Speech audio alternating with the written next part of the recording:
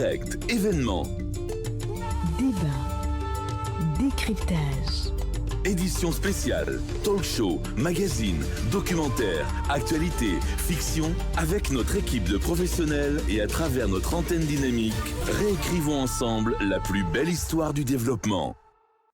Kavi TV, regardez la lumière. Kavi TV, la télé du développement.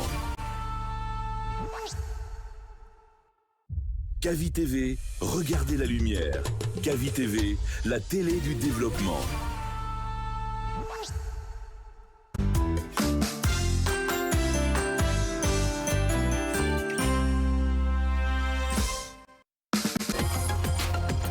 Il est 9h passé de quelques minutes sur la pendule centrale du média par essence et par excellence du développement et de l'entrepreneuriat. C'est avec un réel plaisir qu'on se retrouve aujourd'hui encore dans cet autre numéro pour ensemble parler des questions, des problématiques liées au système éducatif. Alors que vous soyez élève, enseignant, parent d'élèves, ou en tout cas un simple passionné de l'éducation, sachez tout simplement que cette émission est faite pour vous, elle est conçue pour vous. Et comme tous les matins, pour débattre de ces questions, je suis avec mes chroniqueurs. Aujourd'hui, je vais commencer par Monsieur Cheikh. Bonjour Monsieur Cheikh. Bonjour, le professeur. Ça va, le moral il est bon? Ah bon, ça va. Hein? Dieu merci, avec un joli Macky Sall. Hein? Merci. Allez, ça c'est mon chroniqueur rebelle cabinet. Bonjour mon cher. Alors, bonjour El Professeur. Oui. Bonjour à l'ensemble des téléspectateurs de Kavi. Je n'oublie pas aussi les auditeurs. Mais, vous savez, en marge des examens nationaux de la session 2025 à Sigiri, il y a un certain nombre disons d'acteurs. Bien sûr, ces acteurs ont été impliqués, disons, dans les cas avérés de fraude dans la DPE de Sigiri. Ah bon? Notamment des délégués, notamment des chefs de centre. On a même saisi, disons, des copies photocopiées, c'est-à-dire des traités photocopiés dans l'un des centres d'examen à Sigiri. Ah bon? Le nom du centre? Non, on y reviendra, mais nous voulons savoir pourquoi ça coince, pourquoi la procédure n'aboutit pas encore. Parce que le juge d'instruction avait convoqué, ou le procureur plutôt avait convoqué certains acteurs. Certains délégués ont même dit non, nous sommes des délégués du MEPIA. Pour que nous répondions à votre convocation, il faut évidemment saisir monsieur le ministre Jean-Paul Sédi. Donc nous ne savons pas, est-ce que cette affaire a été, parce que certains même avaient été incarcérés. Ceux qui avaient été interpellés en flagrant délit avaient été incarcérés.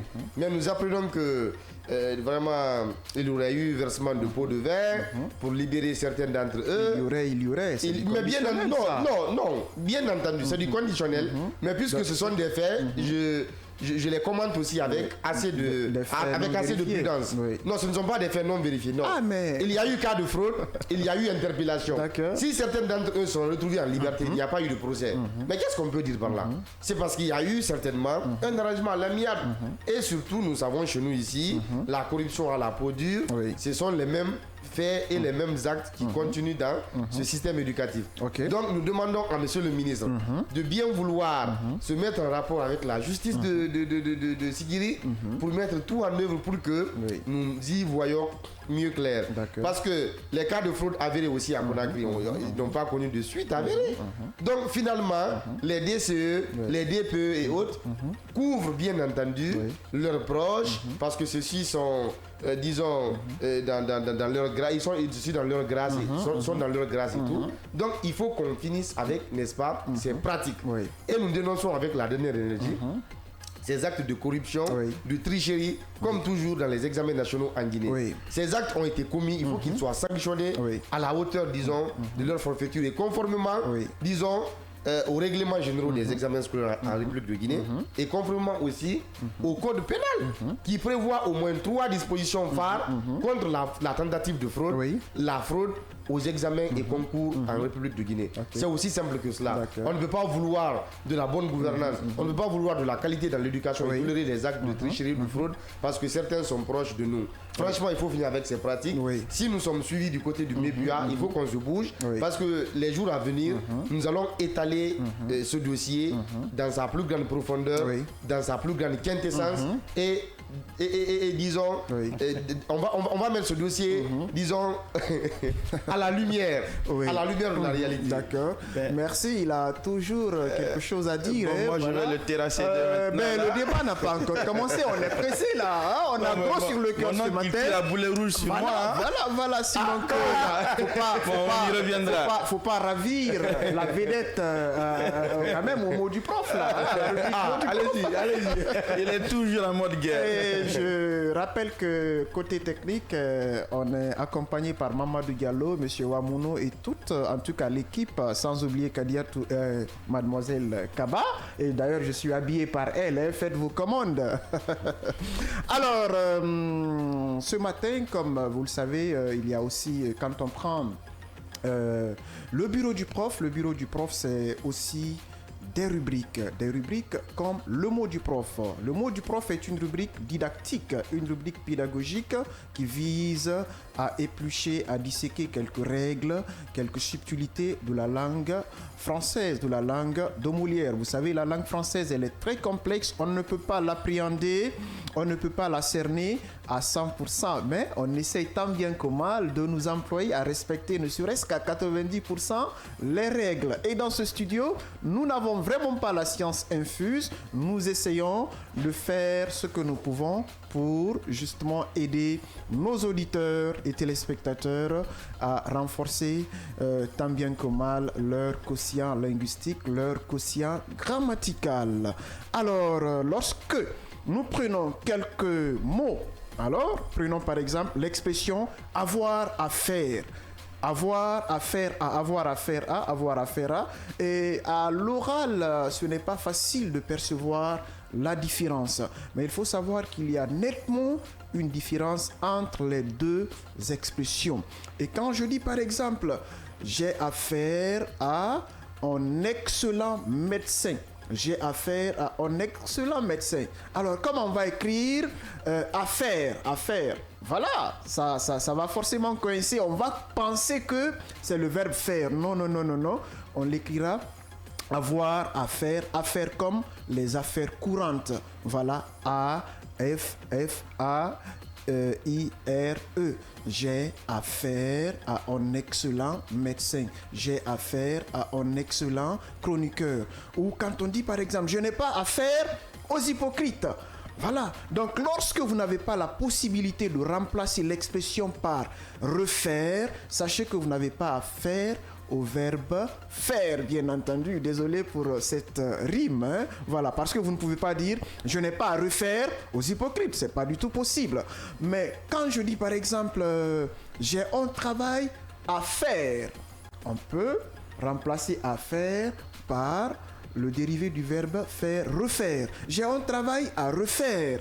Voyez-vous un peu. Donc c'est la petite différence qui existe entre les deux expressions. Donc il faut faire très attention pour ne pas s'amêler les pinceaux, mesdames et messieurs auditeurs et valeureux téléspectateurs du média de développement. Alors très souvent, il y a une expression aussi qui est très galvaudée dans son usage. Vous savez, ce qui compte beaucoup, il faudrait qu'on essaye de très bien rédiger. À l'oral, il peut y avoir des manquements parce qu'on n'a pas le temps de se relire. On peut dire rapidement le à la place de la sans s'en apercevoir. C'est ce qu'on appelle lapsus. Mais quand c'est à l'écrit, il faudrait qu'on fasse beaucoup attention. On a le temps de relire ce qu'on a écrit. Alors parfois dans les courriers même administratifs, j'ai fait la remarque, on écrit « Monsieur le ministre, je vous serai gré ». Alors là, c'est une grosse bévue grammaticale. On ne dira pas « je vous serai gré ». Non, parce que ce n'est pas le verbe être, mais on dira tout simplement « Monsieur le ministre, je vous saurai gré ». Je vous serai gré d'accueillir en tout cas ce message ou d'accomplir cette mission. Je vous serai gré est une expression qui implique la gratitude, la reconnaissance. Je pose ma requête à une autorité, disons, en tout cas une autorité. Alors, pour marquer ma gratitude anticipée, on dit je vous saurai gré, monsieur le gouverneur, monsieur le ministre, monsieur le président. Donc, n'écrivez plus je vous saurai, c'est je vous saurai. S-A-U-R-A-I-S. Mesdames et messieurs, et aussi, je vous l'ai dit, le bureau du prof, c'est aussi des figures de style. Alors, aujourd'hui, on va parler d'une autre figure de style qu'on appelle l'euphémisme. L'euphémisme est une figure, vous savez, je l'ai dit, il faut le rappeler parce que nous sommes des enseignants et l'enseignant, il aime se répéter. C'est cela aussi la pédagogie. La pédagogie, elle doit être répétitive, itérative jusqu'à ce que compréhension s'en suive. Alors, les figures de style, c'est quoi? Ce sont des procédés d'écriture nous permettant de rendre notre communication plus vivante, plus poignante, que l'on soit journaliste, que l'on soit enseignant, que l'on soit gens de robe, c'est-à-dire les juges, les avocats et autres, on peut faire usage de ces figures de style, bien entendu. Alors aujourd'hui, le focus, il est mis sur l'euphémisme. L'euphémisme, c'est quoi? C'est une figure de style permettant d'adoucir une vérité pour éviter de choquer. Voilà. Lorsque, par exemple, vous voulez dire une vérité à quelqu'un, il faudrait que vous sachiez la dire pour éviter de choquer votre interlocuteur. C'est comme quand quelqu'un décède tout de suite, il y a vraiment une manière on peut appeler ça euphémiser ses propos. Il y a une manière vraiment par laquelle on peut passer pour éviter de choquer la personne à qui l'on veut annoncer la nouvelle. On peut dire par exemple, le monsieur est passé de vie à trépas, ça c'est un peu dans un registre soutenu, voilà, où il a répondu à l'appel de Dieu. Mais Harry, il est mort. Yeah. Vous avez vu ce que ça peut faire. Voilà. Ou que par exemple, vous constatez que vous avez quelqu'un qui est souvent dans les travers sociaux, alors vous n'allez pas lui dire, asséner des vérités qui vont le choquer. Il faudrait que vous sachiez lui parler de façon pédagogique pour qu'il comprenne la réalité. Et en usant de cette pédagogie, en usant de ce adoucissement, j'y arrive, c'est ce qu'on appelle l'euphémisme. Donc il faut parler avec euphémisme pour éviter de choquer son interlocuteur. Alors on termine avec une expression. Dilemme ou choix cornélien. Quand on dit que je suis dans un dilemme cornélien, je suis dans un choix cornélien. Ça veut dire que je suis face à deux situations ou à une situation où j'ai du mal à prendre ma décision. Et ou en tout cas face à deux situations, et chaque situation que l'on choisit comporte des inconvénients. Et il faut dire que c'est le Cid, l'origine c'est le Cid de Corneille. Corneille est un célèbre écrivain français du XVIIe siècle. Alors rapidement, je vais vous relater un tout petit peu la petite histoire pour que vous puissiez mieux appréhender l'expression choix cornélien. Vous savez, Corneille aime mettre ses personnages en difficulté. Alors là, on met en exergue quelques personnages comme Chimène, Don Rodrigue, Don Gomez et Don Diego. Alors Chimène est l'amante de Don Rodrigue. Les deux s'aiment vraiment comme il n'est plus permis d'aimer. Et Don Rodrigue est le père, Don Diego est le père de Don Rodrigue. Don Gomez est le père de Chimène. Alors il y aura un incident. Don Rodrigue sera offensé par Don Gomez qui est le père de Chimène. Alors il était question de se venger. Et Don Rodrigue fait appel à son fils Don Rodrigue pour lui dire que bon voilà, ton beau-père m'a manqué le respect, il m'a offensé et il faudrait que tu laves l'affront là pour moi. Alors là, on a mis Don Rodrigue dans une situation vraiment inconfortable. Vouloir se venger risquerait de créer un désamour entre lui et Chimène. Voyez-vous, et rester aussi sans se venger, sans venger son père, risque d'attirer le courroux, la colère, la malédiction de ce dernier. Donc il est devant une situation où il a du mal à décider sur ce qu'on appelle un choix cornélien. Quand vous dites désormais, je suis dans un choix cornélien, alors sachez que vous avez du du mal, à vous décider. On ne va pas étaler toute l'histoire, sinon on va passer toute la journée ici. Alors, c'était le mot du prof du jour. Eh bien, aujourd'hui, rapidement, on va ouvrir la chemise de la thématique du jour. C'est l'enseignement préscolaire. Et on aura comme invité M. Dieguiba Sako. Il est le directeur national de l'éducation préscolaire au ministère de l'enseignement préuniversitaire et de l'alphabétisation.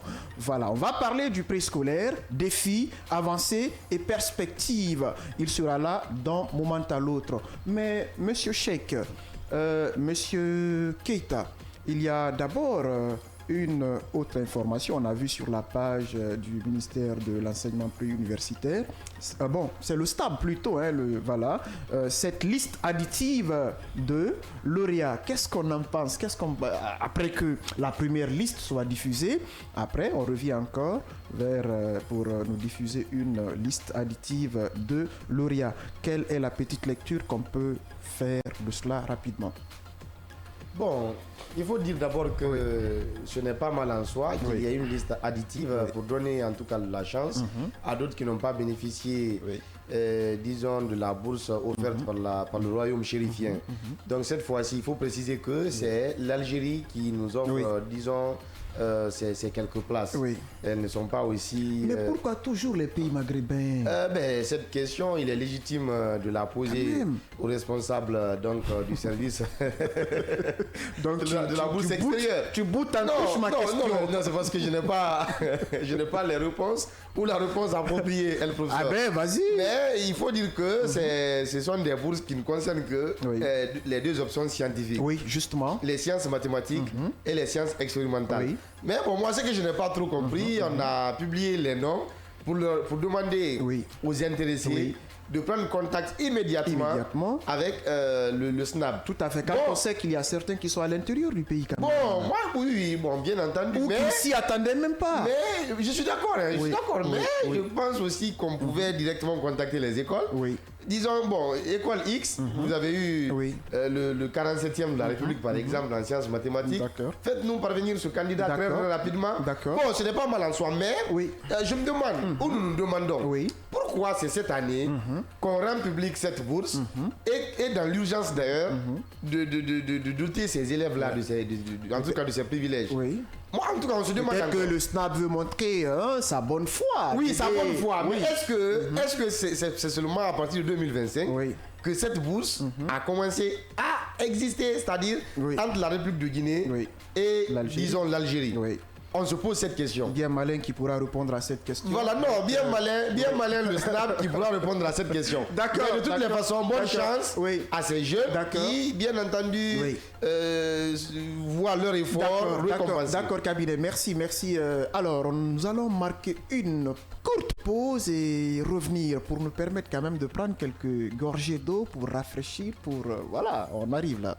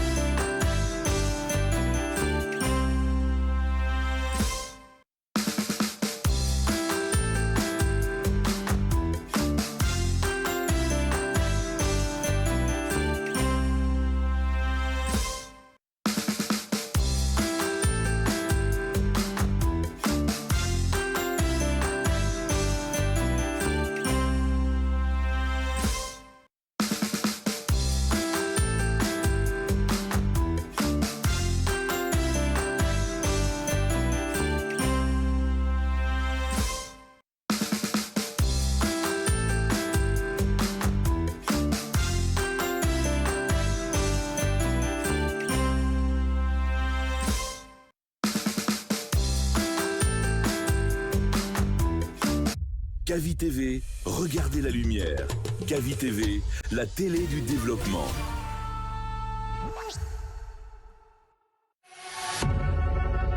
Vous pouvez désormais suivre l'ensemble de nos programmes via notre application disponible sur Play Store et App Store. Direct, événement. Débat.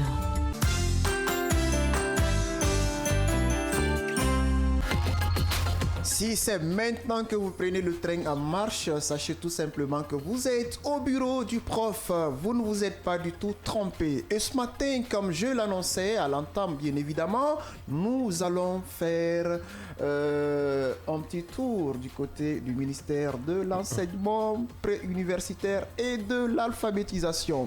Et à cet effet, nous recevons un invité non des moindres, on l'annonçait depuis hier d'ailleurs, Monsieur Djigiba Sako. Il est le directeur national de l'éducation préscolaire au ministère au MEPUA, au ministère de l'enseignement préuniversitaire et de l'alphabétisation. Il est déjà confortablement installé et je vais m'arroger le droit de lui adresser un bonjour. Bonjour doyen. Bonjour monsieur. Bonjour, ça fait plaisir de vous recevoir à Kavi Média et au bureau du prof. Oui, merci. Et on sait que il est un peu souffrant, il est frappé par le rhume, mais bon, c'est un doyen qui tient beaucoup à sa parole. Merci encore une fois. Voilà, donc d'entrée de jeu, nous parlons aujourd'hui de l'enseignement préscolaire. Nous avons parlé des étudiants ici, nous avons parlé des élèves, nous avons parlé de beaucoup de sujets et il nous tenait à cœur aussi qu'on parle du préscolaire parce que c'est la base. Quand on parle de préscolaire, dans d'autres termes, on parle de l'éducation de la petite enfance et tout commence par la petite enfance. Lorsque vous voulez par exemple construire une maison, il faudrait qu'il y ait une bonne fondation, il faudrait qu'il y ait un bon socle, il faudrait qu'il y ait un bon soubassement. Sinon, quand vous élevez le mur ou vous élevez le bâtiment, il risque un jour de s'écrouler comme un château de cartes. Et c'est pourquoi il faut mettre un accent particulier sur l'éducation de la petite enfance où tout commence, bien entendu. Mais bien avant d'entrer dans le vif du thème, dans le vif du sujet, je voudrais que M. Djigiba Sako nous parle un peu de lui. C'est qui quand on dit Djigiba Sako? C'est qui Djigiba Sako? Bon, bonjour monsieur le journaliste, bonjour chers collègues. Je suis très ravi ce matin d'être parmi vous. Merci. Djigiba Sako n'est qu'un simple enseignant. Oui. Un enseignant qui est en train de gravir les échelons du système éducatif, qui a été un enseignant dans l'enseignement actif pendant des décennies, depuis l'intérieur du pays jusqu'au lycée 1er mars, où Dieu a voulu que j'arrête la craie pour être dans les structures de gestion. Et la première structure de gestion était la direction communale de l'éducation de Matoto, où j'ai passé une dizaine d'années, avant d'être au département, à travers la direction nationale de l'enseignement privé, et aujourd'hui à la direction nationale de l'éducation préscolaire. Donc c'est un peu ça, l'enseignant Djigiba Sako. Très bien. C'est très bien dit, le décor il est très bien planté. Et plusieurs me disent que Djigiba Sako c'est aussi un excellent professeur de chimie. Alors, mention spéciale à vous. Merci. Alors, rapidement, le thème, l'enseignement préscolaire. Quel est le thème c'est quoi? Ce sont les défis, les avancées et les perspectives. Lorsque nous prenons aujourd'hui, parce que par le passé, nous qui sommes là, quand on parle de préscolaire, surtout dans le domaine public, dans l'enseignement public, on n'a pas connu la maternelle. Ou bien, cabinet a fait la maternelle. Au privé plutôt. Hein? Au privé plutôt. Je parle de l'enseignement public. Non, pas toi, tu as fait le privé. Ok, je parle de l'enseignement public. Il ne faut pas nous désorienter là. Hein? Est-ce que M. Cheikh a fait la maternelle? Ça n'existait pas dans... Voilà, tout comme moi. Alors, quels sont les véritables enjeux, les véritables défis liés à l'éducation préscolaire, les défis majeurs? Oui, M. Djigiba. Bon, avant d'aller dans les défis, Oui. vous allez accepter que j'essaie de planter un peu les décors Avec plaisir. de l'éducation préscolaire Avec plaisir. dans le pays. Oui. Et le préscolaire, comme vous avez dit dans votre introduction, Oui. est le premier maillon de notre système éducatif. C'est après le préscolaire qu'on parle du scolaire, qu'on parle du professionnel, Tout qu'on à peut fait. parler aussi de l'universitaire. Tout à fait. Et le préscolaire a toujours existé dans notre pays depuis au temps colonial, Oui. mais il était géré par le ministère de l'Action sociale et de la promotion féminine. Ok. Donc, pour des raisons de continuité pédagogique, Oui. en août 2017, la division éducation préscolaire Oui. qui était domiciliée à l'action sociale a Oui. été transférée Oui. au ministère de l'enseignement préuniversitaire et de l'alphabétisation, Oui. en même temps élevée au rang de direction nationale de l'éducation préscolaire. Parce que nous avons pensé que, Oui. après avoir formé l'enfant à la maternelle, il doit aussitôt aller Oui. au primaire, Tout à donc fait. au CP1. Tout à C'est fait. pourquoi je vous ai parlé de continuité pédagogique. Tout à fait. C'est pour pouvoir suivre l'enfant Oui. dans tout le cursus Oui. scolaire. Oui. Donc, par rapport, après avoir fait cette réforme majeure, aussitôt Oui. le département a essayé d'initier des réformes. Oui.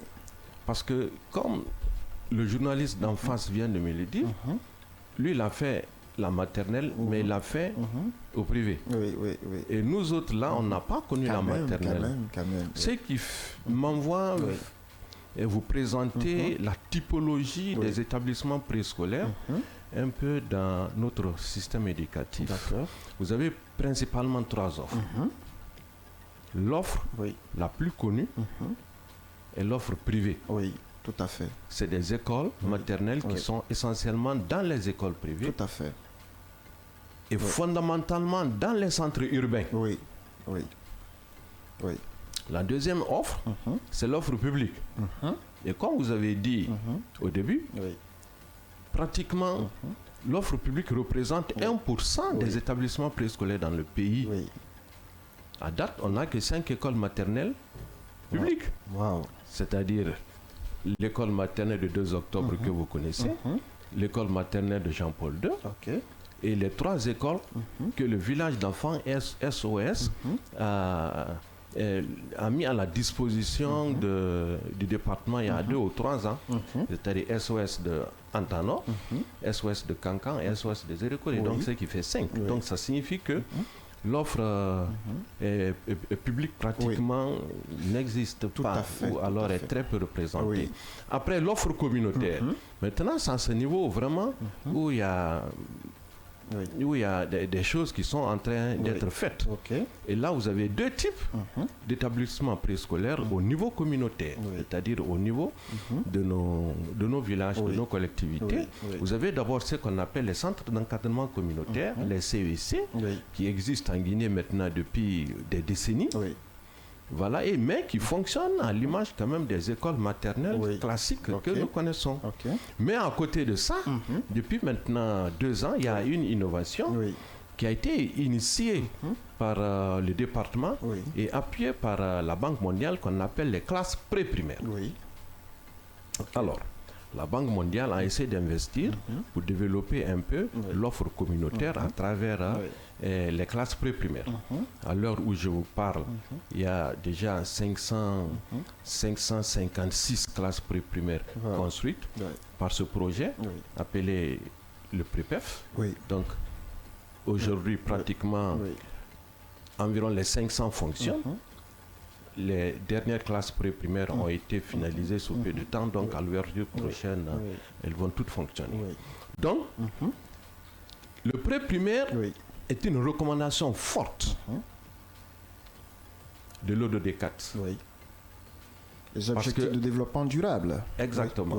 Parce qu'à l'heure où je vous parle, le taux de préscolarisation dans notre pays est de 22%. Et à travers le PRODEC, le programme décennal de l'éducation, il est prévu que la Guinée soit à 52% de taux de préscolarisation.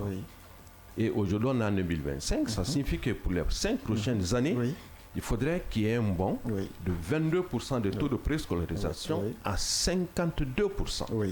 Alors pour ça, le projet PREPEF, qui était financé par la banque quand même, a sorti vraiment de très bonnes choses. Alors, et ces choses-là constituent aujourd'hui notre référence et les perspectives en réalité pour nous pour sortir bien et vite le préscolaire dans la situation actuelle. C'est très bien dit, voilà, c'est tellement intéressant les informations qui sont données, ce n'était pas aussi à la portée de tout le monde, les gens, parce que quand on parle d'enseignement public quand même, on sait que le préscolaire occupe une part assez, bon, disons pas assez considérable, voilà. Mais aujourd'hui, les efforts sont en train d'être fournis et vous avez parlé du PRODEG, il faudrait qu'on se relance vers les 52%. Mais à la base, quels sont les moyens qui sont en train d'être employés, les voies qui sont en train d'être utilisées pour en arriver à ce résultat? Bon, là, le département est en train de faire vraiment des efforts très considérables à travers l'ensemble des partenaires techniques et financiers, notamment la Banque mondiale, notamment l'UNICEF, Chain Fund et Plan Guinée. Donc on est en train vraiment de travailler pour nous permettre d'aller de l'avant. Donc, sur le plan de l'accès, je viens de vous dire que 556 classes pré-primaires sont construites. C'est une avancée, Et ça, la classe pré-primaire, c'est quoi? C'est une classe qui est faite pour 32 enfants. Des enfants de 5 ans. Le pré-primaire, il est réservé essentiellement pour les enfants de 5 ans. C'est juste pour une année de préscolarisation. On recrute les enfants de 5 ans dans nos villages. Ils reçoivent un an de formation. Et après, maintenant, ils vont directement à CPA. Et pour cette catégorie d'établissements préscolaires, les principaux outils ont été aussi élaborés. Parce qu'il faut un programme. On a sorti un curriculum. C'est vrai que le financement est de la Banque mondiale, mais l'accompagnement technique a été fait par l'UNICEF. On a sorti un programme qu'on appelle le curriculum de l'éducation, le curriculum de la classe pré-primaire, son guide pédagogique.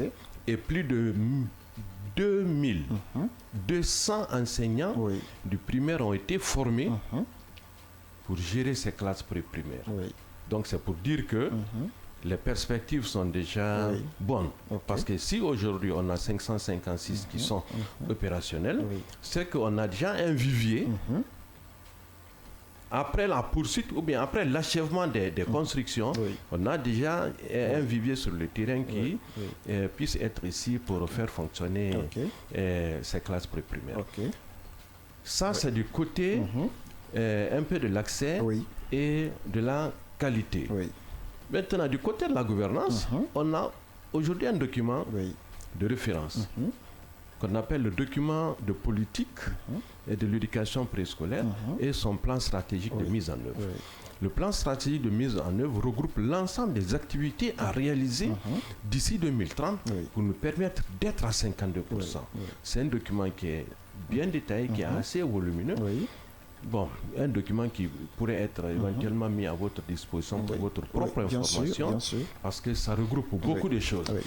Et toujours par rapport à l'atteinte des 52%, les centres d'encadrement communautaire qui ont toujours existé dans notre système depuis des décennies, beaucoup aujourd'hui ne fonctionnent pas. Parce que tout simplement, c'est des centres c'est des centres communautaires. Donc, pratiquement, les éducateurs qui sont là sont à la charge des collectivités. Donc, aujourd'hui, avec le recrutement qui vient d'être fait en début de l'année, c'était le recrutement sur place, ça a permis quand même de faire relancer beaucoup de centres d'encadrement communautaire. Mais à côté de ça, d'autres centres aussi sont vétustes. Donc, dans ce plan stratégique de mise en œuvre, il y aura aussi des rénovations de ces centres d'encadrement communautaire. Mais également, d'ici 2030, il est prévu que chaque préfectures de la Guinée soient dotées d'une école maternelle. Wow. Et ce processus aussi a commencé. Oui. On a déjà ciblé 7 préfectures. Et les 7 préfectures seront les préfectures des chefs-lieux des régions administratives. Et là, c'est cette préfecture, on peut connaître... c'est cette préfecture. Bon, c'est la préfecture de Boké, la préfecture de Kindia, la préfecture de Mamou, la préfecture de Labé, de Farana, de Zérékoré et de Kankan. C'est très bien. Donc là, tous les ingrédients sont déjà réunis. Et les prochains jours, avec le transfert des compétences en matière de construction qui a été fait pour l'ANAFIC, qui va réaliser ces infrastructures. Je pense que les travaux vont commencer. On a déjà identifié tous les sites avec le BSD, notamment la carte scolaire du BSD. C'est des préalables qui ont été réglés. Donc, sous peu de temps, les marchés vont être octroyés et que ces premières écoles maternelles vont commencer à être implantées sur tout le territoire national. Donc, voilà quelques éléments qui sont réunis pour nous permettre d'être au rendez-vous de 2030 avec 52% de taux de préscolarisation.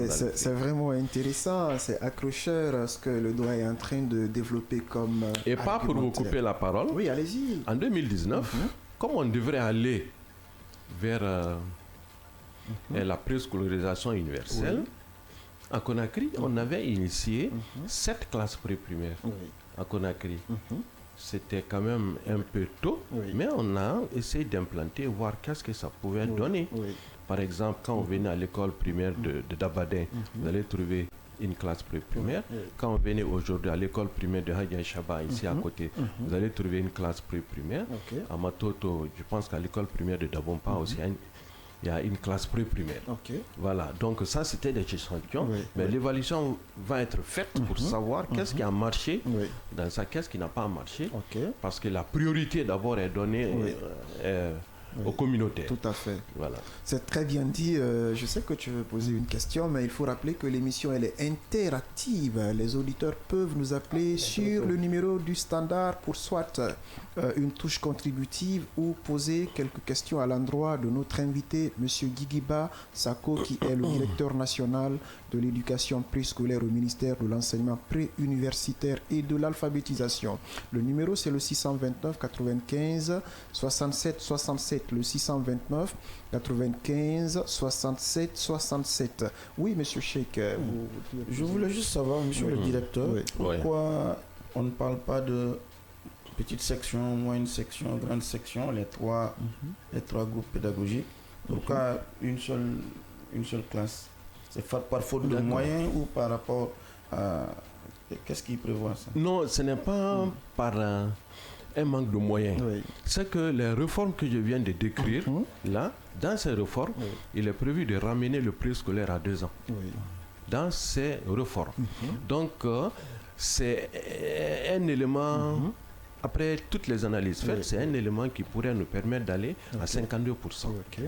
Donc, alors qu'il fait, nous sommes en train d'aller vers un atelier de révision des textes. Et après la révision de ces textes, le préscolaire ne sera plus 3 ans. La durée de préscolarisation ne sera plus 3 ans dans notre pays, mais plutôt ça va être 2 ans.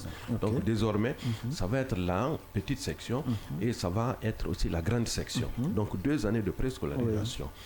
Mais à côté de ça, l'autre offre aussi, ça appartient à une catégorie d'enfants. Cette catégorie d'enfants de 3 ans, de 4 ans, qui n'a pas eu la chance d'aller à la maternelle de petite section ou alors de moyenne section, donc va directement dans la classe pré-primaire. Et cette classe pré-primaire, donc à 5 ans, on va lui donner les connaissances nécessaires pour lui permettre d'aller en CP1. Mais, que ce soit un établissement préscolaire de 2 années de préscolarisation ou alors d'1 année de préscolarisation, chaque type possède ses outils pédagogiques. Bien sûr. Voilà, chaque type possède ses outils pédagogiques. Directeur, ma deuxième question, c'était juste...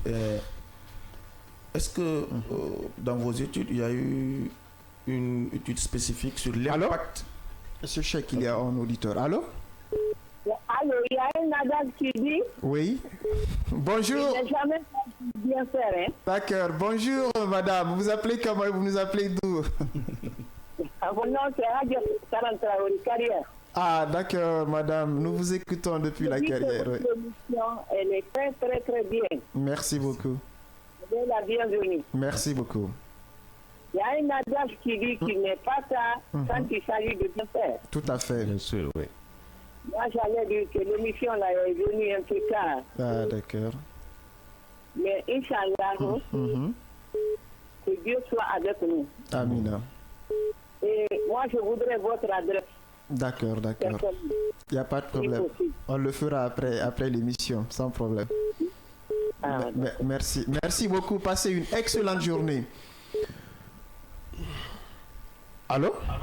Allô, bonjour. Oui, bonjour, monsieur. Vous appelez comment et vous nous appelez d'où? Je me nomme Kamara Bremachouri. Oui, monsieur Kamara, nous vous écoutons. Vous nous appelez d'où?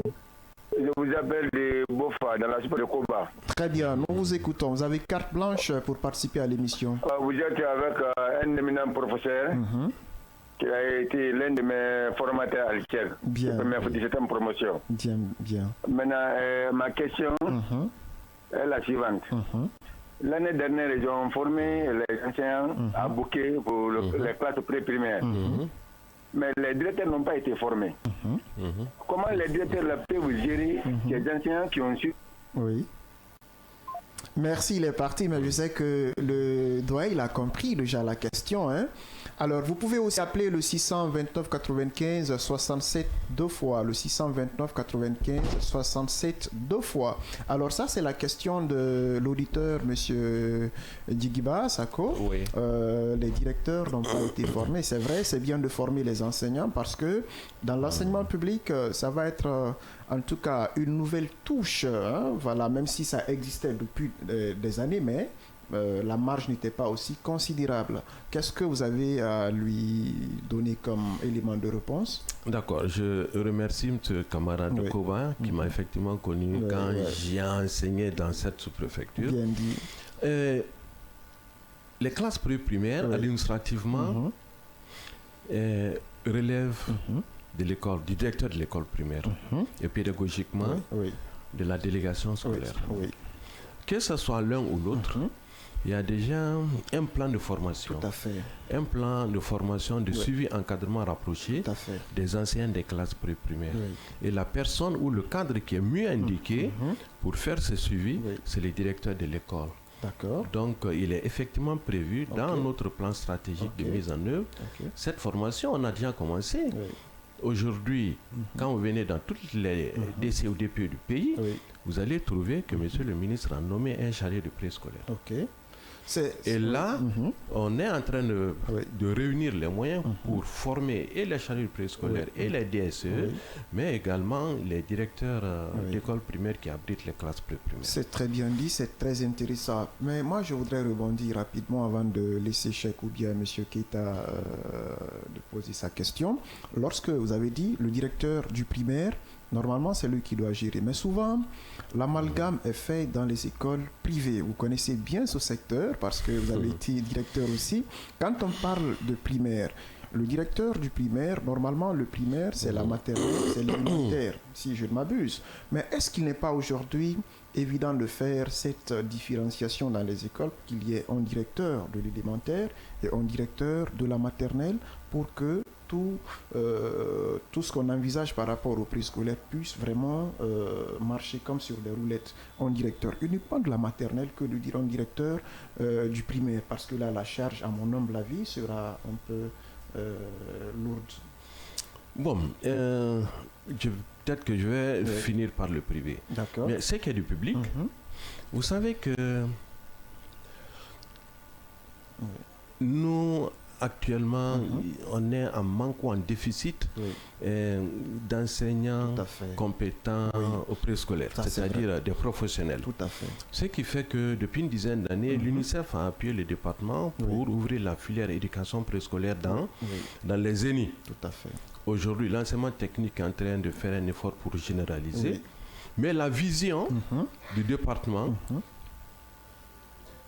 est de former des enseignants polyvalents. Dans les génies, c'est une vision. Et c'est quoi un enseignant polyvalent? C'est celui-là qui est titulaire d'un diplôme de l'ENI, qui est capable d'enseigner à la maternelle, mais aussi qui est capable d'enseigner au primaire. Si tu es affecté quelque part à Frigagbe, c'est à monsieur le DP de Frigagbe ou bien au DSC de Frigagbe de voir quel est le déficit à Frigagbe. Si le déficit, c'est en maternelle, toi, qui est certifié, qui est un enseignant polyvalent, il t'affecte au préscolaire, donc pré-primaire. Ou alors, si le déficit à Frigagbe, c'est à l'élémentaire, donc il t'envoie dans une école. Il t'envoie dans une école primaire. Donc, ce qui signifie que quand ça va être une école maternelle proprement dite, comme celles qui vont être construites dans les préfectures, ou bien comme les 5 qui existent déjà sur le terrain, là, c'est des directrices d'école maternelle. Quand on venait au Jean-Paul II, c'est ça. Quand on venait au 2 octobre, c'est ça. Mais quand on venait à SOS aussi d'Antanor aussi, c'est une directrice qui se trouve là. Mais dans l'enceinte, il y a le directeur. On va vous revenir tout de suite si on a un nouvel auditeur. Allô?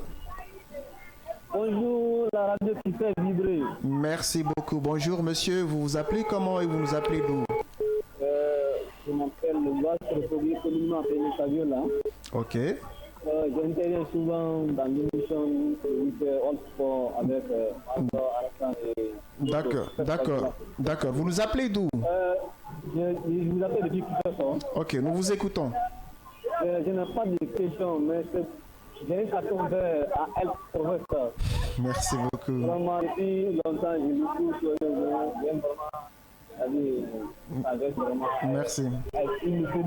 Merci. Donc, il ne faut pas que nous lâche, même si après les ouvertures, je veux vraiment l'écouter. Il n'y a pas de problème. L'émission va continuer. Merci pour ces fleurs. Merci beaucoup. Ça me va humblement droit au cœur. Passez une excellente journée. Voilà, doyen, nous vous revenons. Excusez les auditeurs. Non, il n'y a pas de souci. Donc, je disais que dans une école maternelle, qui est construite comme celle que je viens d'annoncer, là, c'est le directeur de l'école maternelle. Mais quand c'est une classe pré-primaire qui se trouve logée dans l'enceinte d'une école primaire, on ne peut pas avoir un directeur.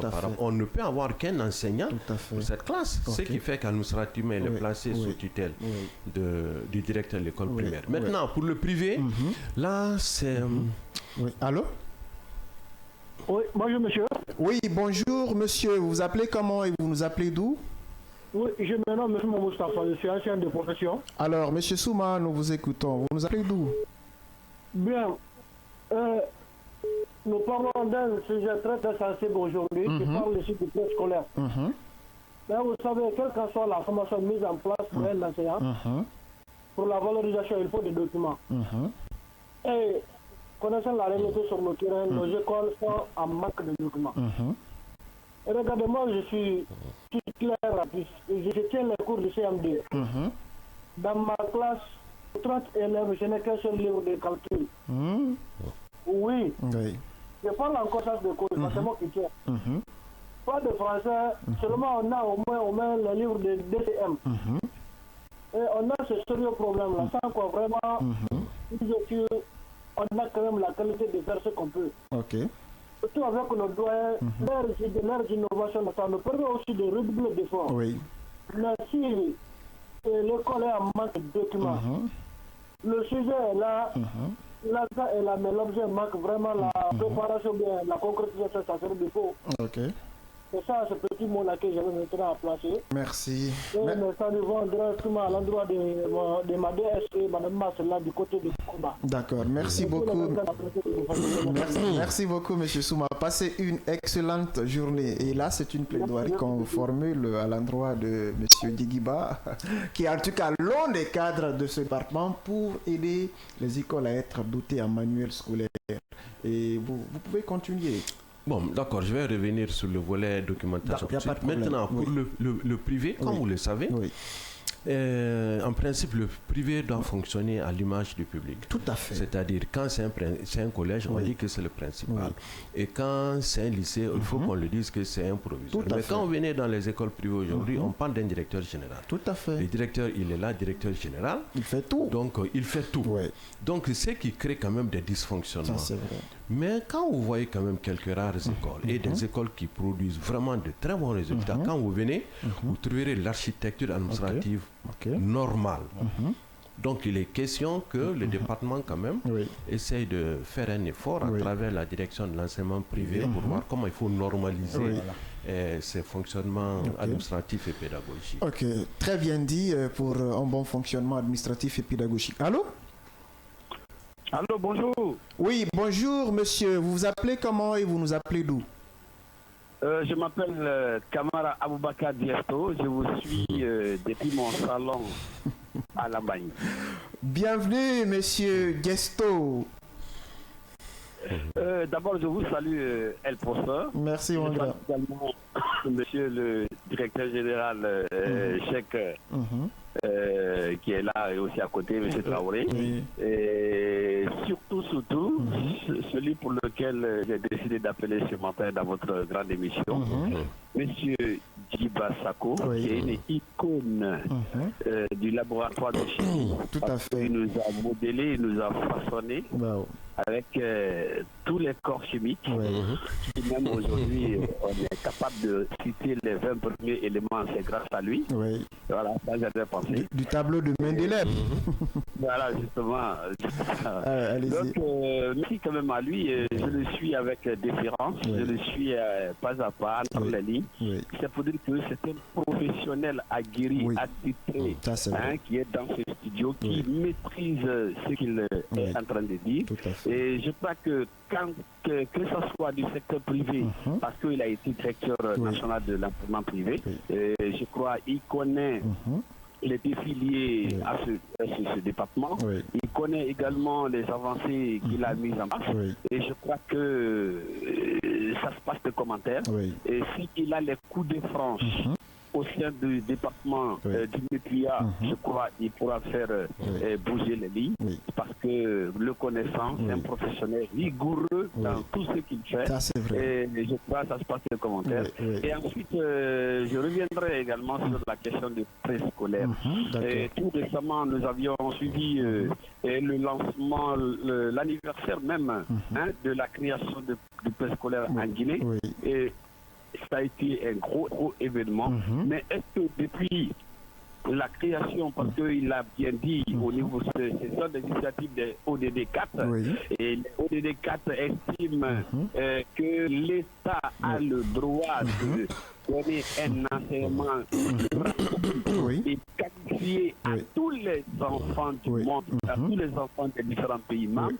Et je crois que dans cette optique, est-ce que il y a eu une évaluation à mi-parcours depuis l'introduction de ce préscolaire en République de Guinée. Alors, s'il y a eu évaluation, quels sont les résultats qui ont été obtenus? Merci, le professeur. Merci beaucoup, mon grand, et passez une excellente journée.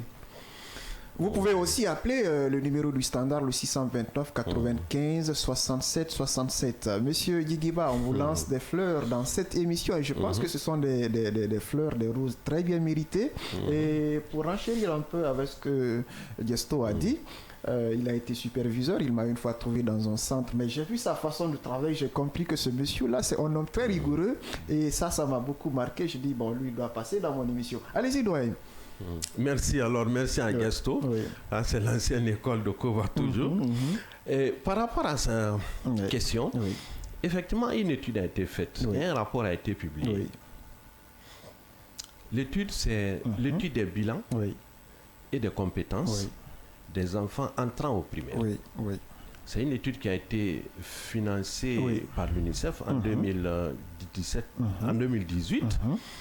Et c'est suite à cette étude maintenant que des propositions sont sorties pour être au rendez-vous de 2030.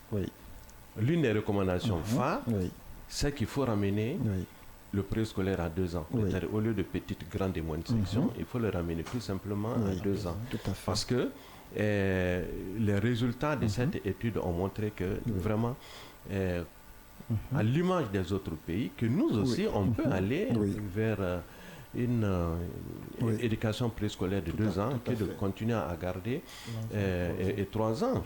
Donc ça, c'était l'une des recommandations phares et c'est ce qui a fait que, avec les réformes que nous sommes en train maintenant là de conduire, bon, je pense que la révision de ces textes de préscolaire que je viens de vous annoncer a pris un peu de retard. Sinon, à partir de cette ouverture 2025, on allait aussitôt commencer dans tout le pays, que ce soit du public ou du privé, petite section, grande section. À l'image de beaucoup d'autres pays. Voilà. Maintenant, je pense que c'est lui qui a parlé de documents, bien c'est un autre qui a parlé de documents. Bon, c'est vrai que les documents sont insuffisants, mais nous, quand même, il y a de gros efforts fournis, surtout avec ces classes pré-primaires, parce qu'après avoir formé ces enseignants, ils ont été tous dotés de documents. Ils ont été dotés de documents, notamment le programme de curriculum de la classe primaire, son guide pédagogique, mais également les modules de formation. Ils ont été dotés dans les différentes zénies de ces documents physiques. Mais quand le projet PREPEF a mis encore à notre disposition des tablettes numériques, pour les enseignants, on a préféré donner aux enseignants des classes pré-primaires fonctionnelles. Mais pas des tablettes avec contenu vide. C'était avec des contenus pédagogiques. Donc, l'ensemble des documents qui ont fait l'objet de formation dans les ENI ont été embarqués, ont été mis dans les tablettes, mais également d'autres documents stratégiques du département ont été aussi embarqués dans ces tablettes. Parce que le document physique, peut-être qu'après le grand vent, la pluie, l'enfant il est là, il peut prendre le cahier, verser de l'eau, bien de la sauce aussi. Mais si vraiment tu as la chance de bien conserver ta tablette, tous les documents sont dans la tablette. Mais au-delà de ça, un effort encore d'être fait pour renouveler le stock physique des différents documents qui ont été mis à leur disposition. C'est très bien dit, doyen. Et on va marquer une courte pause pour permettre à notre invité de prendre quelques bouffées d'oxygène. On revient dans un instant, mesdames et messieurs, ne bougez pas.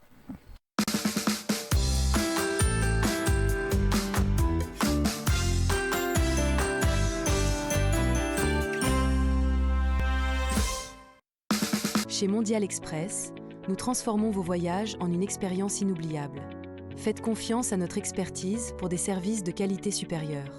Grâce à notre service d'assistance visa, simplifiez toutes vos démarches administratives à travers nos experts. Avec notre service billetterie, réservez vos billets pour toutes les destinations du monde avec facilité. Profitez de notre flotte de véhicules modernes et fiables pour tous vos déplacements à travers notre service de location de véhicules. Grâce à notre service d'évacuation sanitaire, comptez sur notre service réactif et professionnel pour vos besoins médicaux à l'international. Assurez-vous d'un environnement impeccable avec nos services de nettoyage de qualité. Transportez vos marchandises en toute sérénité grâce à l'expertise de notre service de transit. Développez vos compétences d'agent de voyage avec nos formations spécialisées suivies de stages pratiques au sein de nos équipes. Contactez-nous dès aujourd'hui au +224 613 00 39 69 ou au +224 613 00 39 70. Nous sommes situés à Mankpa, 4e avenue, immeuble Dabo, commune de Kaloum. Visitez notre site internet au www.mondialexpress.net. Mondial Express, chaque voyage est une histoire. Direct, événement. Débat. Décryptage. Édition spéciale, talk show, magazine, documentaire, actualité, fiction, avec notre équipe de professionnels et à travers notre antenne dynamique, réécrivons ensemble la plus belle histoire du développement. Cavi TV, regardez la lumière. Cavi TV, la télé du développement. Cavi TV, regardez la lumière. Cavi TV, la télé du développement.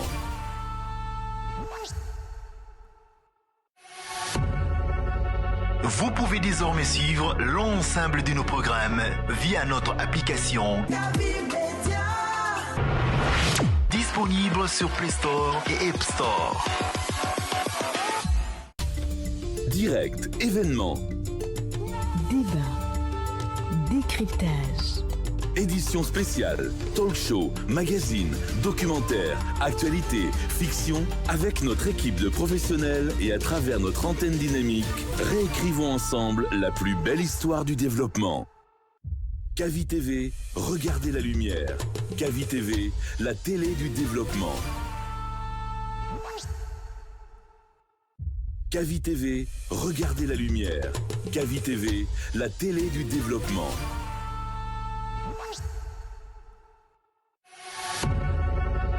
Vous pouvez désormais suivre l'ensemble de nos programmes via notre application disponible sur Play Store et App Store.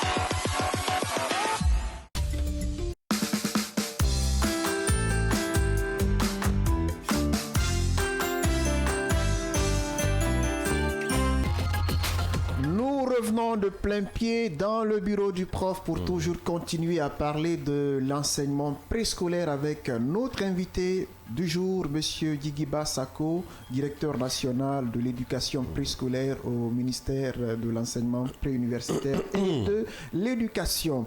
Aujourd'hui, cabinet, il est très calme. Une masterclass est en train d'être livrée. Hein? Non, mais je n'ai pas eu la parole. Il se prépare pour dérouler. Non, mais il faut d'abord écouter et celui attentivement surtout quand vous avez un monsieur comme M. Djigiba dont j'entends parler bien et surtout les témoignages que nous avons font foi de son professionnalisme. Donc quand nous l'avons dans ce studio, nous l'écoutons et après toutes les questions que nous avons préparées vont être posées. Donc c'est ce que nous attendons. Allez, mais vas-y maintenant, tu as carte blanche. Non, M. Cheikh d'abord a une question, après je vais enchaîner. C'est toi qui distribue la parole, professeur. Monsieur le directeur national, je vous remercie bien pour tout ce que vous avez dit sur les défis et les perspectives, en tout cas en matière d'éducation préscolaire en de Guinée. Mais très sincèrement, est-ce que vous ne pensez pas que la Guinée manque d'ambition en matière préscolaire? Parce que vous dites à l'horizon 2030, il nous reste encore 5 ans pour être, disons, dans le cadre des ODD, il nous reste encore 5 ans. Vous dites que nous devons faire un bond de 22%, c'est-à-dire pour être à plus de 5 ans, 52%. 52, oui. 52%. Est-ce que vous ne pensez pas sincèrement, avec ces chiffres, que la Guinée manque, disons, d'ambition? Ça, c'est ma toute première question. Bon, moi, je pense que pour quelqu'un qui connaît le passé, où on était, il y a 10 ans, à 14%, il y a 10 ans, et aujourd'hui, on est aux environs de 22%. Et 22% là aussi, laissez-moi vous dire que selon les dernières publications faites par le BSD, ça c'est de 2021. On n'a pas encore les derniers chiffres de 2025. 2022, nous on est obligé toujours de dire aux environs de 22%, parce que le BSD n'a pas encore donné les statistiques de 2025. 22%, ça c'est de 2021. Donc moi je pense qu'à l'heure où nous sommes en 2025, il y a déjà un fait. Dans tous les cas, l'objectif est de 22%. C'est pas exclu qu'on soit en dessous. Mais c'est pas aussi exclu. Mais M. Djigiba Sako, est-ce que les chiffres, ces chiffres ne sont pas contradictoires au rapport de l'Institut national des statistiques qui dit clairement qu'il y a, qui parle de 19,5%. Et il est la date. Oui, c'est de 2022. 2022 évidemment. Est-ce que ce n'est pas un peu contradictoire par rapport aux chiffres que vous donnez, monsieur le directeur? Parce que ces chiffres normalement sont issus du BSD, du ministère de l'enseignement préuniversitaire. Ce que vous avez là-bas? Bien entendu, c'est le rapport de l'Institut national de la statistique de 2022.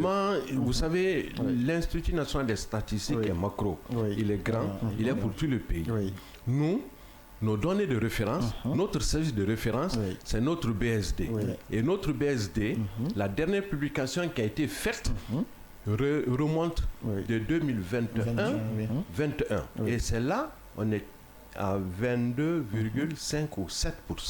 Donc nous, dans toutes nos communications, pour l'instant, comme il n'y a pas eu les derniers chiffres publiés en 2023, en 2024 et même en 2025 pour le moment, nous, on est obligé de se référer de ça. Donc ce que vous avez, c'est pas exclu que ce soit quand même est réel, mais du côté de l'Institut national des statistiques. Mais nous, de notre côté, le BSD, on est aux environs. Voilà, l'autre question que chacun se pose aujourd'hui, parce que l'enseignement, le privé est plutôt en avance sur le secteur 87%. N'est-ce pas? Et dans la structure organisationnelle, et dans la mise en œuvre pédagogique, etc. Maintenant, aujourd'hui, au niveau de la direction nationale de l'enseignement, disons préscolaire, comment évaluez-vous le développement des compétences des enfants à cet âge? Parce que dans les écoles, je connais même des écoles où on parle, disons, c'est-à-dire les enfants qui sont avant même la petite section, la toute petite section. Crèche, voilà, la crèche, exactement. Donc, régulièrement, les 3 classes qui sont prévues, les 3 groupes pédagogiques, comment vous faites pour évaluer les compétences? Et quels sont les outils modernes que vous avez évidemment aujourd'hui à disposition pour permettre vraiment le développement cognitif de ces enfants? Bon, avant d'arriver dans les évaluations, de répondre à votre question, je voudrais vous dire que le préscolaire qui relève du ministère de l'enseignement périscolaire et de l'alphabétisation ne touche que les enfants de la tranche d'âge 3 à 5 ans. Avant 3 ans, on parle de crèche, comme ce que vous avez dit. Tout à fait. On parle de garderie, et les crèches et les garderies ne relèvent pas du MEPIA, relève du ministère de l'Action sociale. C'est vrai qu'il y a un amalgame au niveau du privé. On met crèche, on met garderie, on met maternelle, on met tout ensemble. Mais nous, le préscolaire, c'est juste pour les enfants de 3 jusqu'à 5 ans. Et comme ce que vous avez dit, au préscolaire, il n'y a pas de redoublement. Oui, ça c'est vrai. Dans les écoles maternelles, on ne redouble pas. Dans les classes pré-primaires, les CPP, réservés pour les enfants de 5 ans, on ne redouble pas. Cette évaluation qui est là, elle n'est pas une évaluation chiffrée. Elle est verbale, c'est une appréciation. Par rapport à un domaine, par rapport à un sous-domaine, on dit qu'il est excellent, on dit que c'est satisfaisant, on dit que c'est passable, on dit que c'est médiocre, mais on ne le redouble pas. Est-ce que vous avez vu? Donc c'est un peu comme ça, l'évaluation des apprentissages se passe au niveau des écoles maternelles ou alors au niveau du préscolaire. Et parlant de ressources, monsieur le directeur, aujourd'hui, quelle est la part du préscolaire dans la ligne du budget national alloué au MEPIA? Parce que vous avez cité beaucoup de partenaires tout à l'heure, j'en ai bien noté. Et lors de ma récente visite à Mataka, où nous avons mis en œuvre, disons, un projet d'appui pédagogique pour les enfants du primaire de cette localité, nous avons vu une infrastructure poussée de terre où on nous a dit que normalement ça doit être une classe de pré-primaire. Donc dites-nous aujourd'hui quelle est votre part dans le budget et à quelle hauteur la Guinée contribue, disons, à la réalisation de ces infrastructures, et est-ce que ce budget est satisfaisant à votre avis, monsieur le directeur? Quelle question? Bon, le budget, il n'est pas du tout satisfaisant. Je me réfère toujours aux derniers chiffres, parce que c'est des chiffres généralement qui ne sont pas mis à la disposition de tout le monde. Quand on faisait l'étude des bilans et des compétences, le budget du préscolaire dans le budget du MEPIA, donc du département, était de 0,02%. Soit combien? 0,02%. Oui, soit combien? Bon, je ne peux pas le dire, mais aussi, ce nombre aussi servait essentiellement à payer les enseignants. Donc, ce qui fait que, en termes d'investissement, il n'y en avait pas. Investissement, c'est quoi? C'est des constructions. Les constructions que nous bénéficions aujourd'hui, c'est à travers les programmes, c'est à travers les projets. Et ce que vous avez visité du côté de Mataka, il y a aussi une classe de ce genre, par exemple, à Temenetaï. Après la rénovation, bien la construction du port de Temenetaï, avec les femmes qui sont là, l'UNICEF est venu bâtir une classe pré-primaire ici pour permettre aux femmes marieuses de vaquer à leur affaire. Donc c'est ici, ce n'est pas qu'à Mataka, mais il y en a aussi dans beaucoup d'infrastructures sociales de ce genre à travers le pays. Donc on peut dire le budget étant, disons, la vision chiffrée d'un gouvernement ou, je sais pas, d'une entité publique, est-ce qu'on peut dire aujourd'hui qu'à travers ce chiffre de 0,52%, que le préscolaire n'est pas une priorité pour le MEPIA, monsieur le directeur? Le préscolaire est une priorité, comme tous les autres ordres d'enseignement. Comme tous les autres ordres d'enseignement. Mais en réalité, le département évolue à partir de ces différents, programmes et projets éducatifs. Les programmes, bon, je ne sais pas, en 90, vous étiez à quel niveau? De 90 et maintenant, on a connu beaucoup de programmes et de projets. En 90, la Guinée a connu pour la première fois ce qu'on appelle le PAS, le programme d'ajustement sectoriel de l'éducation. Donc, l'essentiel des investissements, l'essentiel du boulot est assuré par les programmes et par les projets. Et en Guinée, c'est la première fois que le préscolaire a bénéficié d'un projet appelé le PREPEF, qui a été financé par la Banque mondiale et a été mis en œuvre avec beaucoup d'autres institutions telles que l'UNICEF. Donc, dans la politique nationale de laquelle découle la stratégie dont vous avez parlé, vous avez prévu beaucoup d'activités. Beaucoup, oui. Voilà. Mais est-ce que toutes ces activités ne seront financées que par les partenaires ou bien vous aussi, vous avez prévu vraiment de mobiliser les fonds même dans le budget national, monsieur le directeur? Il est prévu que le BND, le budget national de développement, essaye de voir dans la mesure du possible aussi faire des réalisations. Donc il est bien prévu. Bien, l'émission elle est interactive. Vous pouvez appeler le 629 95 67 deux fois, le 629 95 67 deux fois pour participer à l'émission. Oui, monsieur Cheikh. Bon. Là, maintenant, je réponds à Kabine en tant que cadre du BSD pour lui dire que les données statistiques sont très volatiles. Si on n'est pas un spécialiste, on risque de s'emmêler les pinceaux. Maintenant, les 19% dont il parle et les 21% dont le directeur parle, ça dépend de la base. C'est-à-dire le nombre d'élèves qui a été scolarisé ou préscolarisé par rapport au nombre d'enfants dans la tranche d'âge. Maintenant, si on prend de 3 à 5 ans, le pourcentage que ça va donner, ce n'est pas le même pourcentage si on prend de 1 an à 5 ans. Donc, ce qui fait que ça glisse un peu. Nous sommes des spécialistes au BSD, on définit la base, après on fait des calculs. Effectivement, en 2021, c'était 21%, n'est-ce pas? Maintenant, ça a évolué. À l'interne, je peux le dire déjà que ça a évolué. On n'est plus à 21%. On est peut-être à 24, 25, 26%. Ça a évolué. Mais jusqu'à présent, on n'a pas pu mettre à la disposition des gens les données spécifiques pour que les projections se fassent. Maintenant, moi, la question donc, que le BSD ne voulait pas les statistiques. Bon, on n'est pas porté aussi de mettre ça à l'approbation de tout le monde parce qu'il y a des techniciens qui sont là. Mais en 2025, vous aurez tout sera publié. Et puis tout est fait. Et la courbe, elle est forcément évolutive. Voilà, c'est ça le problème. En tout cas, l'objectif, c'est d'aller vers 52% en 2030. Et nous ne sommes pas les seuls. C'est une politique mondiale. C'est mondial. Donc, moi, ce que je voulais poser comme question au directeur, c'est-à-dire l'impact que sa direction a sur les parents d'élèves, sur les ménages. Je sais que si les enfants vont à bas âge à l'école, on les regroupe, c'est pour libérer un peu les mamans, pour qu'elles puissent vaquer à d'autres occupations. Maintenant, est-ce qu'il y a une politique d'accompagnement de ces moments-là pour qu'arriver à la maison, qu'elles puissent s'occuper de ces enfants et pérenniser ce que les enfants ont acquis dans les classes? Bon, vraiment merci Cheikh. Monsieur Cheikh voudrait faire allusion un peu à l'éducation parentale que nous appelons la parentalité. C'est un moyen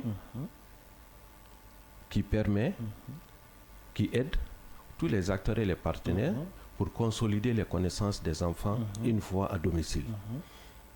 Mais pour consolider la connaissance des enfants à domicile, il faut quand même que les parents soient outillés. Il faut que les parents soient formés.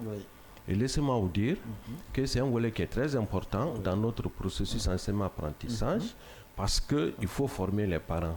Et ces modules, quand même, existent avec nous pour donner des renforcements de capacités aux parents pour qu'une fois l'enfant à la maison. Mais ces modules ne concernent pas que les parents intellectuels. Ça concerne et intellectuels et analphabètes. Même si tu es analphabète, c'est des modules qui sont quand même accessibles à tous les niveaux pour que ce parent qui est analphabète, une fois que l'enfant quitte l'école, qu'il ait le temps pour encadrer l'enfant, pour l'orienter, pour consolider ce que l'enfant a appris à l'école. Parce que c'est un volet aussi qui est extrêmement important.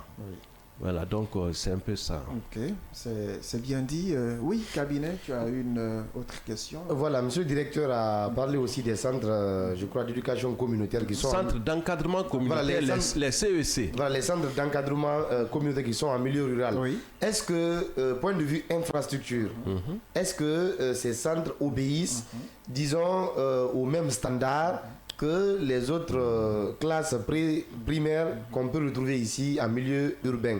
Et deuxièmement, dans beaucoup d'écoles privées, si vous voyez que beaucoup de parents aussi choisissent ces écoles privées, c'est parce que, bien entendu, il y a vraiment de la qualité, le confort, il y a le climatiseur, il y a des petits outils de peinture, etc. etc. Donc, est-ce que la direction de l'enseignement préscolaire y veille? Et point de vue, disons, scolarité, il y a de ces écoles qui disent par exemple 5 millions, d'autres écoles disent 6 millions, d'autres c'est 3, etc. etc. Est-ce que vous y veillez aussi, monsieur le directeur? Non, d'accord, merci monsieur Keita. Je voudrais d'abord te dire que l'architecture des classes pré-primaires est différente de l'architecture des centres d'encadrement communautaire. Dans mon intervention, je vous ai dit que les centres d'encadrement communautaire fonctionnent à l'image des écoles maternelles. C'est-à-dire les différents ordres, les différents niveaux que vous trouvez dans une école maternelle, vous trouvez les mêmes niveaux dans les centres d'encadrement communautaire qu'on appelle CEC. Malheureusement, tout qu'on n'a qu'un seul CEC, c'est CEC de Yataya ou de Kobaya. Tout le reste là, c'est à l'intérieur du pays. Et à date, nous avons 437 centres d'encadrement communautaire pour tout le pays. Donc, c'est des écoles communautaires qui se trouvent au village. Et les écoles qui se trouvent au village, déjà, vous voyez ce que ça fait. Donc, dans ces centres d'encadrement communautaire, vous trouvez les petites, les moyennes et les grandes sections.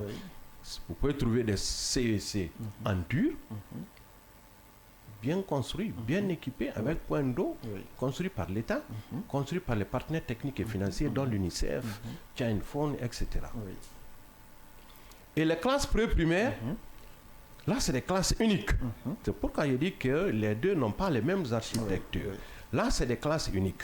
Si le CEC peut prendre petite, moyenne, grande section avec 3 ans, 4 ans, 5 ans, la classe pré-primaire ne prend qu'un enfant de 5 ans. Ils n'ont pas les mêmes outils pédagogiques. Donc, tout est différent. Donc, c'est un peu ça. Maintenant, par rapport au privé, tu as parlé des frais de scolarité.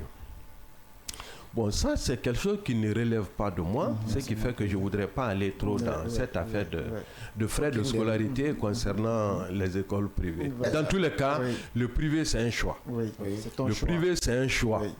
Il faut assumer. Pour certaines zones, c'est une obligation, parce qu'il n'y en a pas.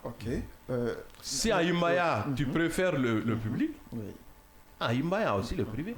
Mais quand tu vas quelque part là-bas où il n'y a pas de public, tu es obligé d'aller... Mais là, en ce moment, la direction a du pain sur la planche parce qu'il faudrait qu'on ait des infrastructures qui pourront rivaliser avec le privé. Évidemment. Voilà, pour inciter les parents. Que l'État aussi assume, disons... Bon, est-ce que la direction, votre direction entretient, par exemple, des relations avec le service ou les services d'état civil en Guinée, parce qu'il faut faire aussi des projections. La population préscolarisable évolue en tout cas d'année en année. Est-ce que vous faites des études de projection pour pouvoir évidemment vous préparer en conséquence, parce que voilà les chiffres que vous avez. Là je vais la question là-bas. Non, s'il vous plaît, s'il vous plaît, il n'y a pas de souci. La question est adressée au directeur. Nous, on ne prend pas contact avec un service extérieur de ce genre, l'état civil. Non. Nous, nos références, c'est le BSD de notre département. Et les chiffres que vous avancez là, c'est le BSD qui nous fournit à travers un système de collecte d'informations et d'interprétation. Donc tout cela, nous obtenons d'eux. C'est eux qui savent le nombre d'enfants préscolarisables. Où il est comme ça, si vous lui donnez le temps, il peut vous donner le nombre d'enfants préscolarisables. D'accord. Et il peut vous dire combien sont préscolarisés. le nombre qui est préscolarisé, c'est ce qu'on appelle le taux de préscolarisation. Donc si nous réussissons dans nos réformes à embarquer tous les enfants en âge d'être préscolarisés, ça signifie qu'on va être au rendez-vous de 2030, c'est-à-dire à 52%. Est-ce que vous êtes optimiste, monsieur le directeur? Très optimiste. Alors, vous êtes au bureau du prof pour participer à l'émission. Vous n'avez qu'à appeler le numéro du standard, le 629 95 67 deux fois. Le 629 95 67 deux fois pour votre touche contributive, ou en tout cas poser une question à notre invité Djigiba Sako, le directeur national de l'éducation préscolaire. Voilà, préscolaire, voilà, justement au ministère de l'enseignement pré-universitaire. Bon, moi j'ai envie de savoir l'alphabétisation. J'ai envie de savoir quelque chose. Non, ce n'est pas pressé. Oui, allez, vas-y. Vous savez, monsieur le directeur répond tellement bien qu'il faut évidemment chercher avec pédagogie. Qu'il faut chercher les bonnes réponses avec lui. Bon, je veux savoir aujourd'hui quelle est la préfecture qui a le moins. Allô, on a un nouvel auditeur. Allô? Oui. Allô, oui, vous allez bien? Oui, ça va, madame. Vous appelez d'où et vous appelez comment? J'appelle de Kobaya. Ok, madame, nous vous écoutons. Ok, je parle de, quand vous parlez de l'émission, j'ai beaucoup aimé l'émission. Merci. Mais je voulais parler de quelque chose là. Allez-y, allez-y.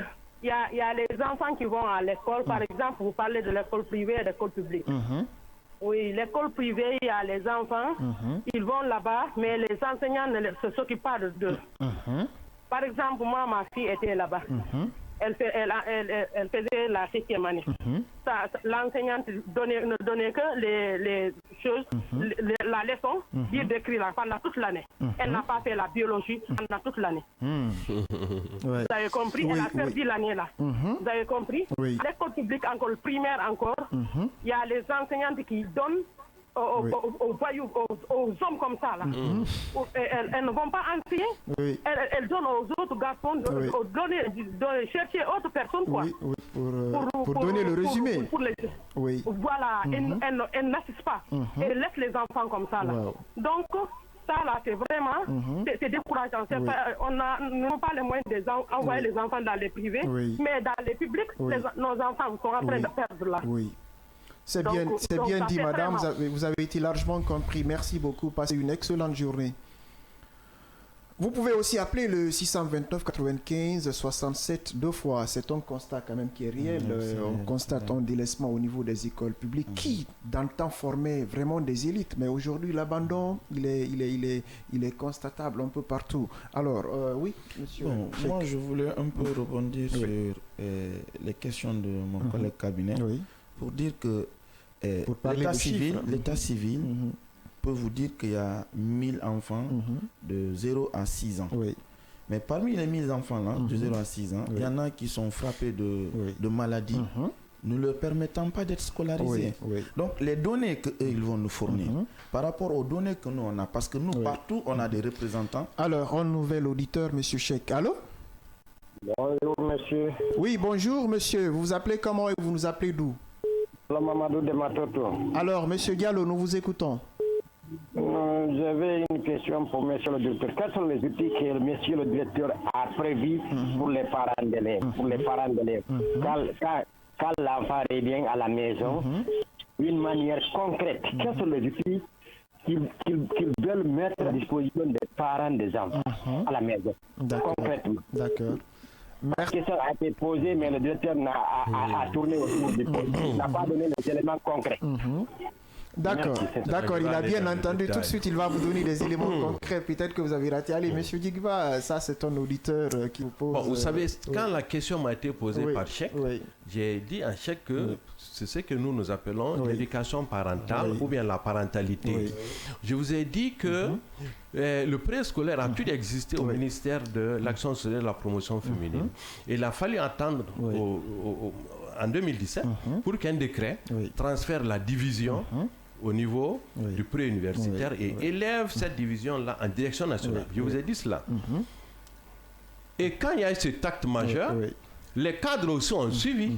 Les cadres qui étaient en l'action sociale ont migré pour venir du côté de l'enseignement pré-universitaire.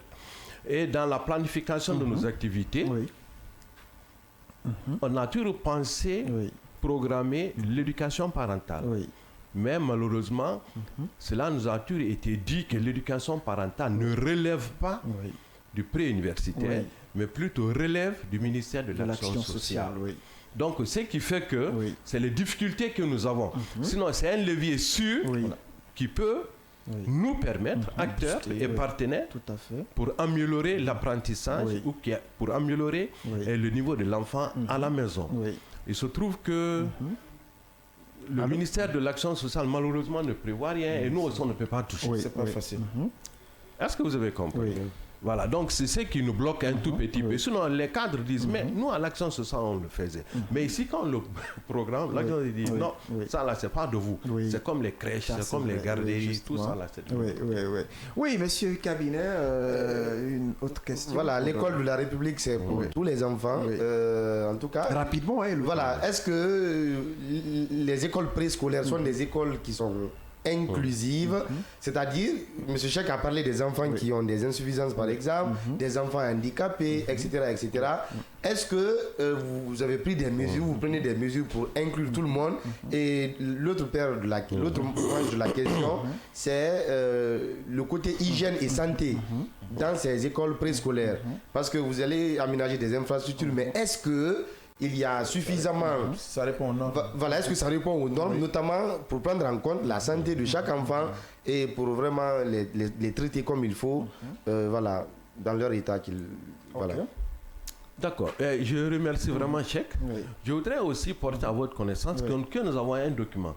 Un document qui a fait l'objet de validation technique et politique, qu'on appelle le document des normes et standards de qualité au préscolaire. Quand vous prenez ce document des normes et standards au préscolaire, vous allez trouver que tout est dedans. De l'enseignement, d'abord de l'accès, des constructions, tout est dedans. Quand vous venez dans ces centres d'encadrement communautaire ou bien dans ces classes pré-primaires, vous allez trouver que les dimensions des toilettes ne sont pas les mêmes que les dimensions des toilettes qu'on rencontre au primaire ou bien alors au collège. Donc, toutes les normes sont là, toutes les normes sont respectées et je porte aussi à votre connaissance que c'est une éducation inclusive. C'est très bien. Et comment se font les inspections, monsieur le directeur? Pardon? Les inspections. Les inspections. Oui, pour vous rassurer que toutes ces normes-là sont appliquées. Bon, si vous voulez, nous nous occupons un peu de volets administratifs, pédagogiques, etc.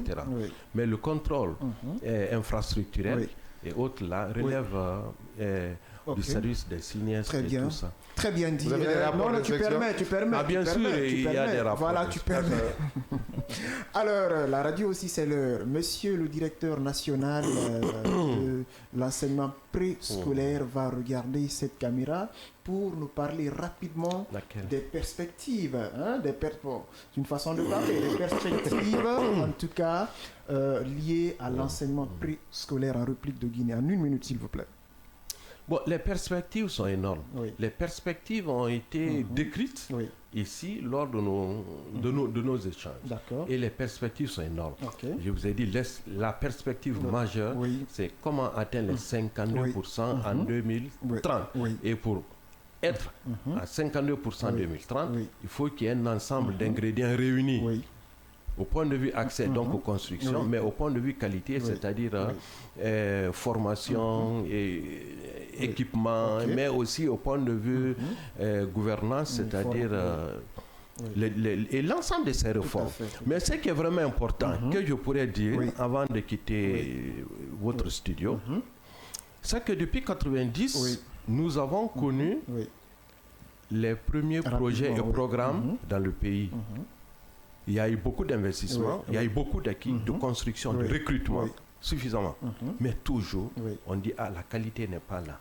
La qualité n'est pas là. La qualité n'est pas là. C'est pour dire tout simplement aux uns et aux autres, aux décideurs politiques, aux partenaires techniques et financiers, pour trouver cette qualité, il faut investir dans Tout à fait, il faut Quand investir. le préscolaire est suffisamment investi, cette qualité que nous recherchons depuis maintenant des décennies va revenir aussi. Tout à fait, très bien dit, il faut un véritable investissement. Ça a été vraiment un plaisir de vous recevoir autour de ce plateau, tellement que c'est intéressant, le temps passe inaperçu. Merci Monsieur Cheikh, merci Monsieur Keita. Bravo à Monsieur Guigiva.